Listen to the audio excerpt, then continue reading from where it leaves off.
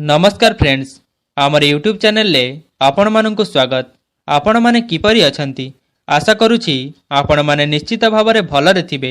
आज रे भिडियोटी रे आमे जानिबा कि बाछंतु गोटिए फूल एवं देखंतु भगवान आपणक पई कोन भाबिछंती। एही भिडियोटी रे आपण दुईटी पद्म फूल देखुछंती जहा कि माता लक्ष्मीकर अति प्रिय होइथाए। तो आपण एही भिडियोटी को निश्चित रूपे शेष पर्यंत देखंतु, कारण एही भिडियोटी रे आपणक निजस्व जीवन उपरे किछि एपरि कथा कुहा जाई अछि जहा कि आपणक पई खूब कामरे आसीबो।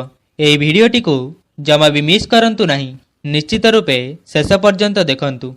आपणक आगरे दुईटी पद्म फूल रही अछि, ता सहित दुईटी संख्या मध्य दिया जाइछि। जदि आपणकु कोनोसी गोटिए पसंद आसीबो सेही फूलटी को बाछंतु किंबा कोनोसी गोटिए संख्या को बाछंतु।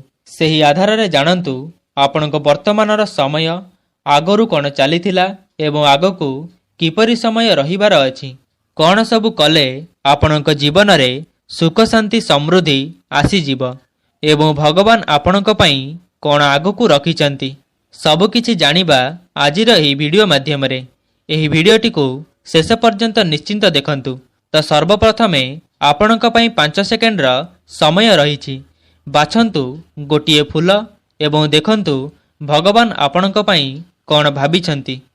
तो मु आशा करुछि कि आपण माने कोनोसी गोटिए फूलटी को बाछि सारिछंती। तो प्रथमे आसंतु विचार करिबा धला रंगर फूल विषय रे। जदि आपण धला रंगर फूलटी को बाछिछंती किंबा 1 नंबर संख्याटी को बाछिछंती, तेबे देखंतु वर्तमान आपण अकर्मी परी समय अतिबाहित करुथिले। जेउ माने गुप्त शत्रु थिले से माने हारी जिबार अवस्था आपण देखि सारिलेनी। आपणक सह जोगाजोग करिबाको सेमाने रास्ता परिष्कार करुछंती। अवश्य सेमानंक सह आपण अति सहजरे हाथ मिसाई पारंती, किंतु सावधान रुहंतु, सदा सर्वदा सतर्क रुहंतु। आपणकर चिंता भास्यमान बिजुली परी हठात देखा जाई पुणी शून्य रे मिले जिबा परी रहुअछि। देखंतु आपणकर एक अशुभ पापजोग अथवा दशा भोग हेउअछि।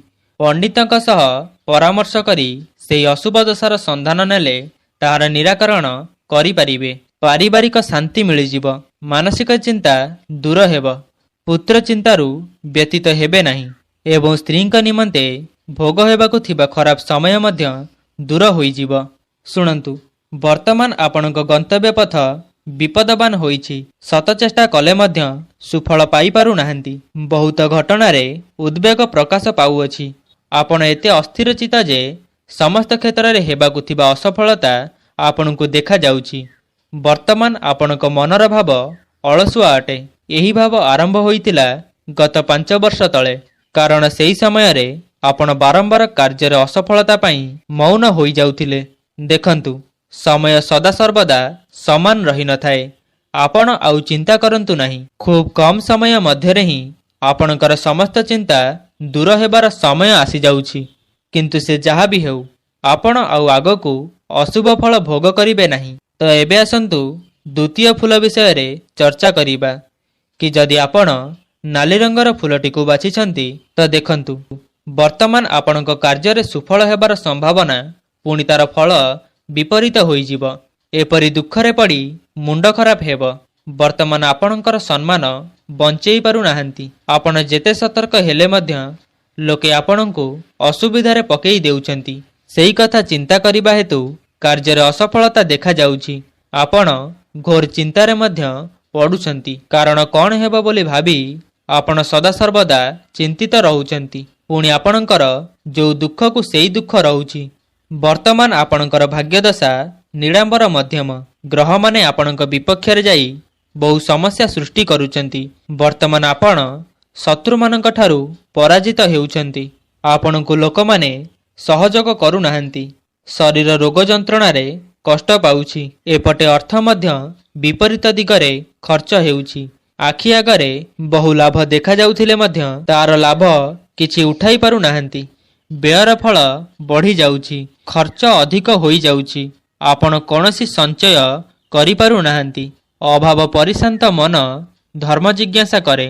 सेथिपाई आपण धर्म कर्म रे खूब मन लगेई देउथिले, किंतु शुभाशुभ गठन करि पारिले नाही। कारण आपणकर ग्रह दशा ନିତ୍ୟାନ୍ତ ଅଶୁଭ ହିଁ ଚାଲିଥିଲା। ସେଥିପାଇଁ ଏପରି କିଛି ଆପଣଙ୍କୁ ଭୋଗିବାକୁ ପଡ଼ିଛି। ବହୁ ଦ୍ରବ୍ୟହାନି ମଧ୍ୟ ଘଟାଇଛନ୍ତି।